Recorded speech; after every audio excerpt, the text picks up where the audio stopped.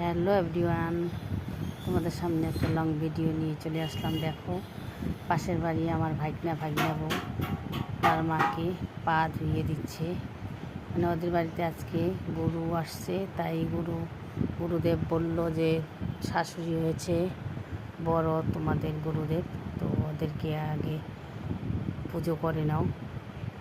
তো আমার ভাগনা বউ দেখো পা ধুইয়ে দিচ্ছে, ফুল দিয়ে পুজো দিচ্ছে, ধূপধুনা দেখাচ্ছে। তো গুরুদেব পাশে বসে আছে, বলছে তোমার শাশুড়িকে কাজ সেরে তারপরে আমার কাজটা করো।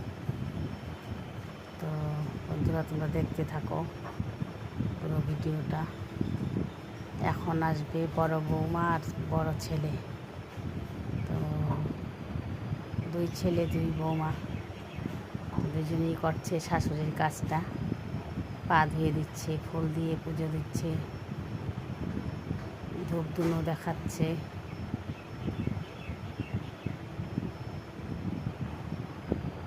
গুরুদেব পাশে বসে আছে। তো পাশেই, আমাদের বাড়ি পাশেই, তো আমি ভিডিওটা করলাম, তোমাদের কাছে শেয়ার করব বলে ভিডিওটা করেছি। তো কেউ ভিডিওটা উপরে ঠেলে দিও না, সবাই একটু ভিডিওটা দেখো কীভাবে শ্বশুর শাশুড়িকে পুজো দিতে হয়। তো এবার বসে পড়েছে গুরুদেব। দেখো, গুরুদেবের পা ধুয়ে দিচ্ছে একজন আর মুছে দিচ্ছে আর একজন। বলছে পা ধোয়া হয়নি, ভালো করে ঘষে ধুইতে হবে। তো আবার গুরুদেবের পা ধুয়ে দিচ্ছে। ওরা মন্ত্র নিবে, তার জন্যই গুরুদেব এসেছে বাড়িতে। এখন আবার চুল দিয়ে মুছে দিতে হয় গুরুদেবের পা।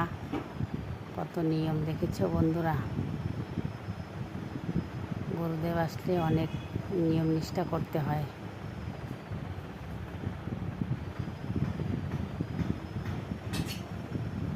তো ছোট ছেলে শাশুড়ি বসে দেখিয়ে দিচ্ছে যে এইভাবে না ওইভাবে করো, বোঝে না, তাই এই যে ছোটো ছেলের বউ এখন প্রদীপ বাতি দেখানো হচ্ছে, ধূপধুনো দেখানো হচ্ছে গুরুদেবকে, আর গুরুদেব আশীর্বাদ করছে।